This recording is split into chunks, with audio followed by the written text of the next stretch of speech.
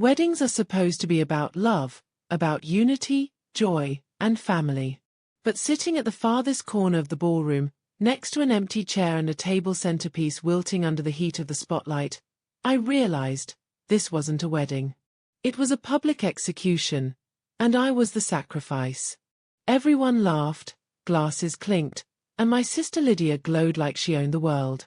She'd always wanted a royal affair, chandeliers dripping like diamonds, live violins, champagne fountains. Every detail screamed perfect. But what wasn't perfect, what was intentionally wrong, was me. Because unlike everyone else, I didn't have a +1. And Lydia made sure the entire hall knew it.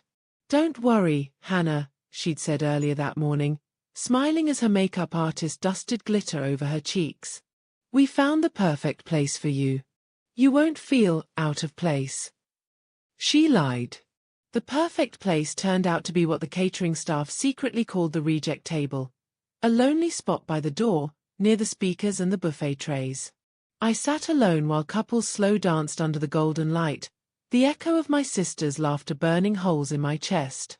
I had spent weeks helping her plan this wedding, the invitations, the seating chart, even the bridal speech. I gave her everything, and she gave me humiliation in return. And for what? Because I was single? Because my ex cheated and left me a month before her big day? I gripped my champagne glass tighter, watching Lydia's friends whisper and snicker in my direction. One of them actually mouthed, "Poor Hannah." The same woman who'd borrowed my dress for her engagement photos. I felt my throat close up. I could have walked out. I should have walked out. But then, something strange happened. Just as I stood to leave, a man in a dark navy suit appeared beside me. Tall. Sharp jawline. A calm confidence that didn't belong in this room full of fake smiles. He leaned down, his voice barely above a whisper. "Act like you're with me." I blinked. "What?" He straightened, offering his hand as if we'd been together all along. "Trust me," he said, his eyes locked on mine, steady, familiar somehow. "You'll thank me later." And before I could protest, the entire hall turned to look. The music softened. The whispers froze. My sister, mid-laugh on the dance floor, stopped cold. Because in that moment, I, the sister she had shamed, walked in with the most handsome man in the room. And her expression was worth every tear I'd almost cried. He pulled out the chair next to me and sat down like he'd known me for years. His hand brushed mine gently under the table. Not romantically, but protectively. "I'm Francis," he said, eyes glinting under the light. "Lydia's husband's cousin." I froze. Cousin? That meant he was family, sort of. Someone she couldn't publicly humiliate without looking petty. I forced a nervous smile. "Hannah." "Oh, I know who you are," he said, taking a sip of his drink. "The infamous single sister. The one everyone here seems to have an opinion about." I stiffened. "So you heard." He leaned closer. "Everyone heard. But I also heard what you did for this wedding. All the work, all the planning. I don't think you deserve this treatment." His words hit harder than I expected. No one had defended me. Not Mom, not Dad, they were too busy smiling for photos. But this stranger, this Francis, looked at me like I wasn't invisible. He reached for my hand again. "You can leave now, or," he glanced toward the dance floor where Lydia was staring daggers at us. "You can play along and let her wonder who I am to you." My lips curved slowly into a smile. Something inside me, something small and broken, sparked to life again. "Let's give her something to talk about," I whispered. And just like that, the game began. As we walked onto the dance floor, I could feel Lydia's rage building across the room. The perfect bride smile was cracking. The guests were whispering, intrigued. And when Francis's hand rested gently on my waist as the music swelled, I realized, this might not just be a dance. It might be the beginning of something bigger. A slow, beautiful revenge.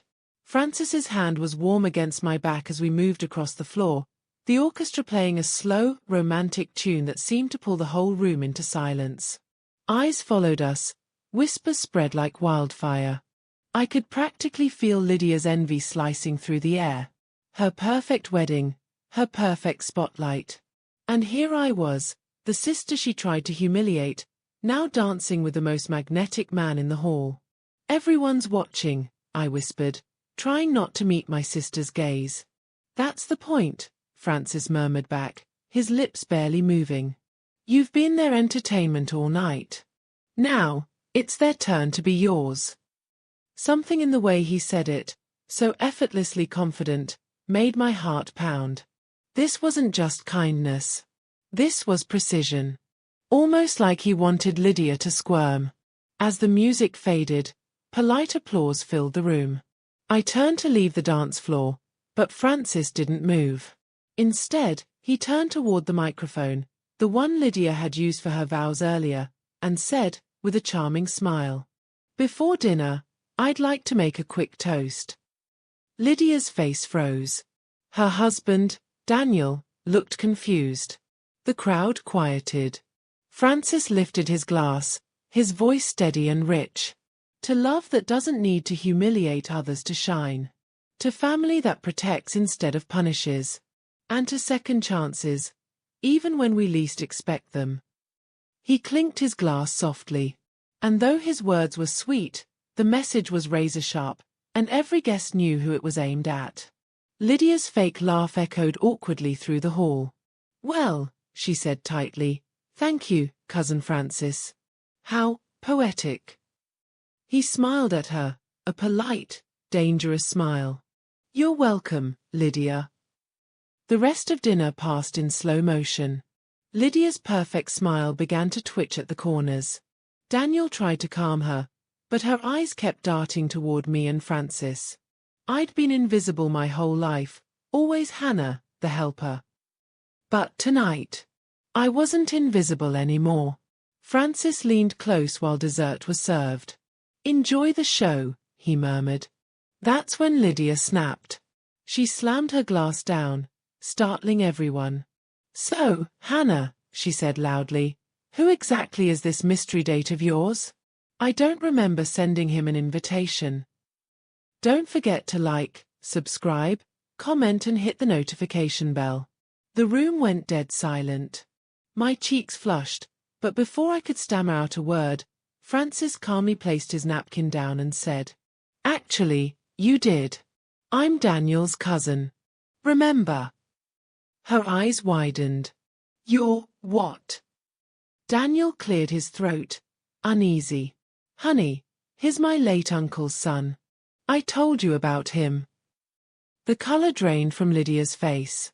But Francis wasn't done. He turned to the guests, smiling as if nothing were wrong. "Lydia and I met once, a few years ago. At her old firm. She didn't recognize me then, of course." The room rippled with murmurs.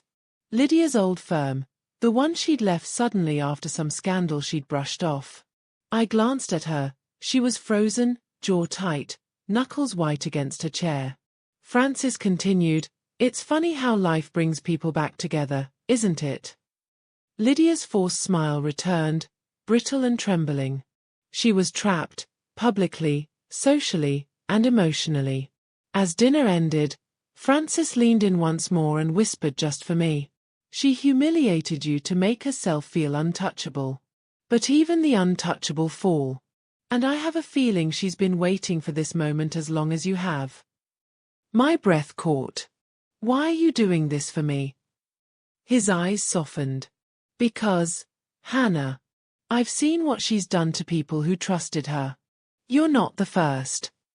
Before I could ask what he meant, he stood, straightened his jacket, and walked toward Lydia's husband, quiet, deliberate, calm. And in that moment, I knew something bigger was about to unfold, something Lydia could never control, no matter how perfect her dress, her smile, or her wedding appeared. Because for the first time in years, the power had shifted. And it was in my hands. The music had softened to a background hum. but the tension in the room was thick enough to slice through. Lydia smiled mechanically at guests as they congratulated her, yet her eyes never left Francis, or me. She was unraveling, and I could feel it. Francis had disappeared briefly, speaking quietly with Daniel near the bar. I couldn't hear what they were saying, but I saw Daniel's expression shift, from confusion, to shock, to fury. A few minutes later, Daniel stormed out of the ballroom. Lydia's smile twitched.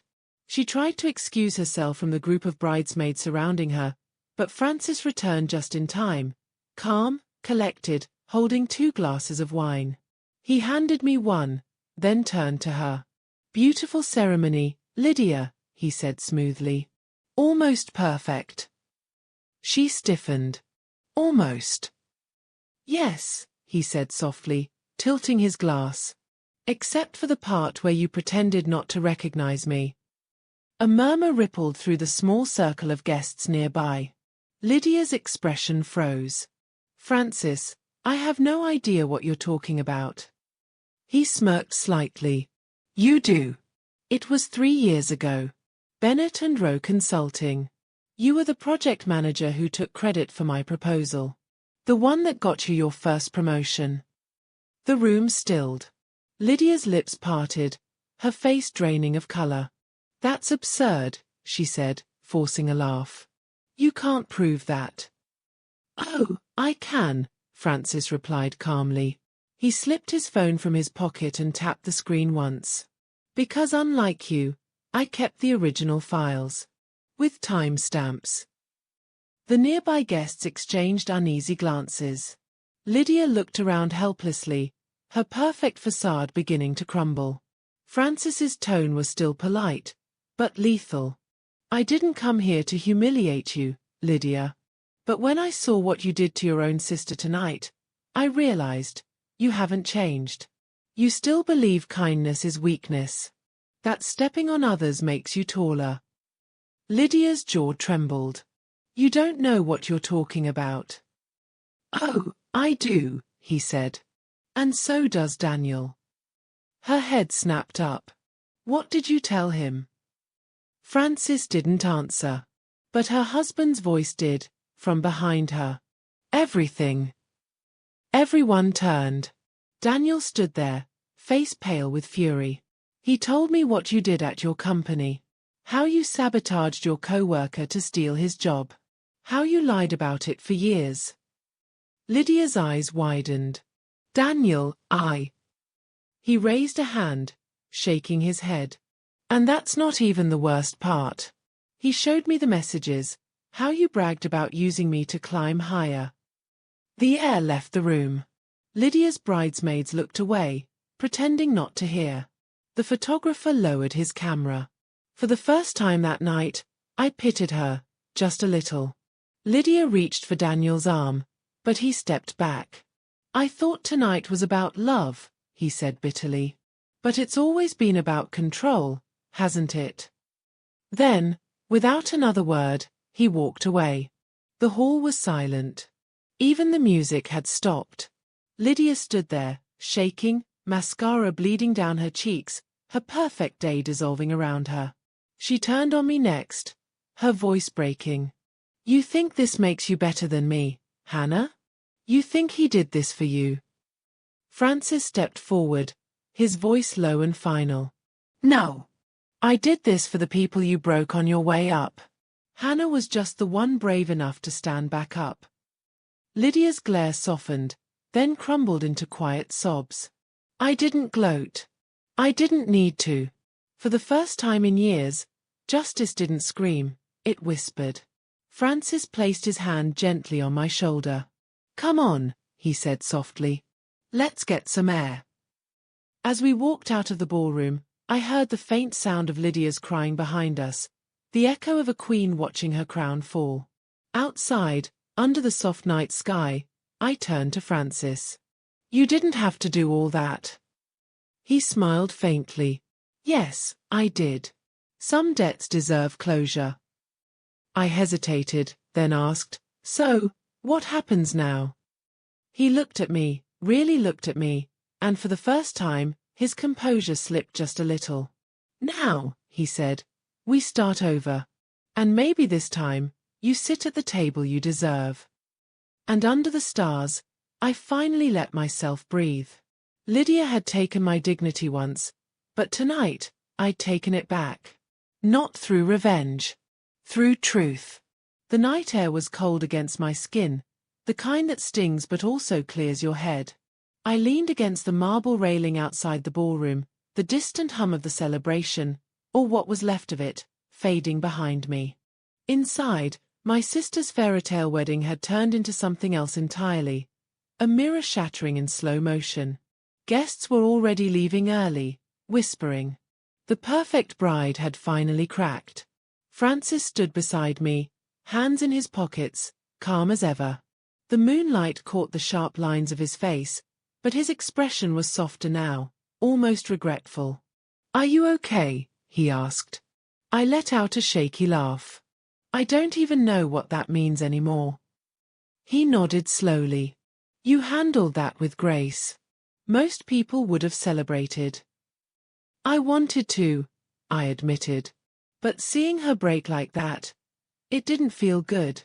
Just sad. Francis's gaze lingered on me for a moment, unreadable. "That's what makes you different, Hannah." We stood in silence.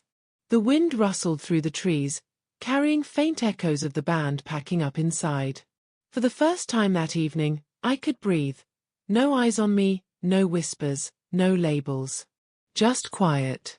But then something inside me stirred, a question that had been growing ever since he appeared. "Francis," I said softly, turning toward him. "Why were you really there tonight? You said you came because of Daniel, but you could have confronted Lydia anywhere. Why her wedding?" He hesitated. For the first time, his composure slipped. "Because I needed her to see what she does to people. And I knew you'd understand better than anyone." "That's not an answer," I pressed. "What did she do to you?" He looked away, jaw tightening. "She didn't just steal my project, Hannah. She ruined my career.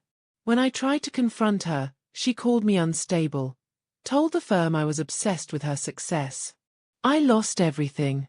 My position, my reputation, even the job offers that came after. She made sure no one would hire me."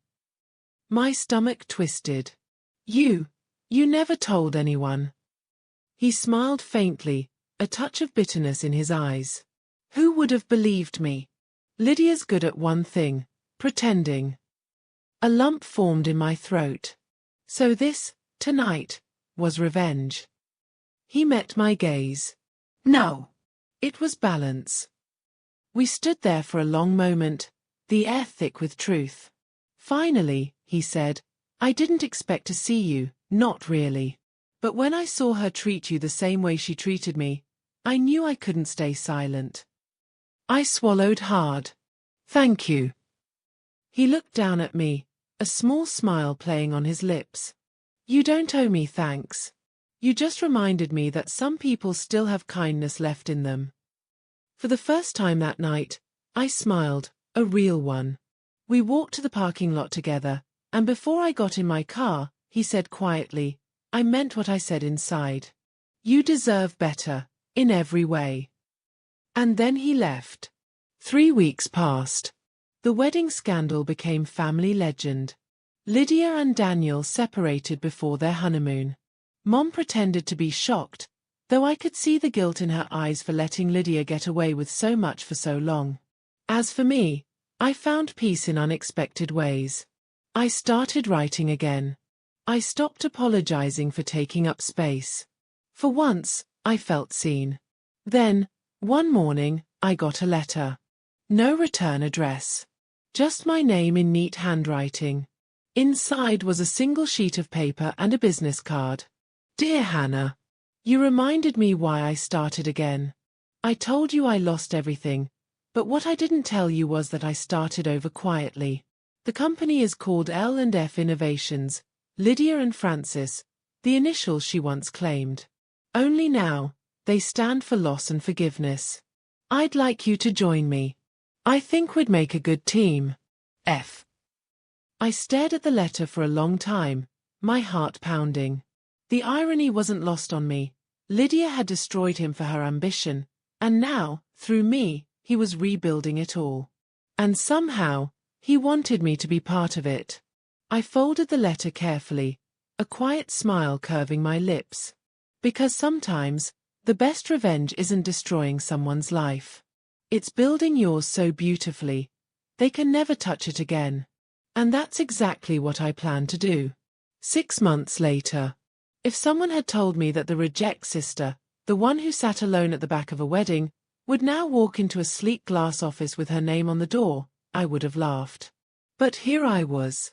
Hannah Cole, Creative Director, L&F Innovations. The same initials that once represented betrayal, Lydia and Francis, now stood for something powerful, something reborn. Loss and forgiveness. Francis had kept his word. Together, we built a firm that specialized in corporate ethics consulting, helping companies repair internal trust, rebuild integrity, and expose manipulation before it rotted from the inside. Every day I watched clients transform from fractured to fearless, and in a strange way, I was healing with them. Francis was different now too, softer, more at peace. He'd become my closest friend, though sometimes, the way he looked at me made my heart stumble in quiet, uncertain ways. But peace never lasts forever.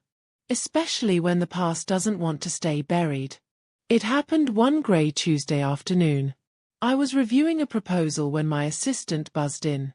"Hannah, there's a woman here to see you," she said. "She says she's family." I froze. When I stepped into the lobby, I almost didn't recognize her. Lydia. Her once glossy hair was unkempt, her designer heels scuffed, her makeup smeared with tears. She looked broken. "Hannah," she whispered, her voice trembling. I didn't know where else to go. For a moment, I said nothing. 1,000 memories hit me, every insult, every laugh, every humiliation. But beneath all that, I saw something I never expected to see again. My sister. Not the monster she'd become, but the fragile girl she used to be. Still, I kept my tone steady. "What do you want, Lydia?" She swallowed. "Daniel froze our accounts. I lost the house, my job. No one in the industry will hire me. Francis made sure of that." I flinched slightly. "He didn't make sure of anything. You did that to yourself." Her eyes filled with tears. "Please, Hannah. I know I was awful to you. I can't undo what I did, but I'm begging you. Help me. I'll do anything." Before I could reply, Francis stepped out of his office. His calm expression faltered the moment he saw her. "Lydia," he said coldly, "you have some nerve walking in here." She turned to him desperately. "Francis, please. I was wrong. About everything. You have no idea what it's like losing everything.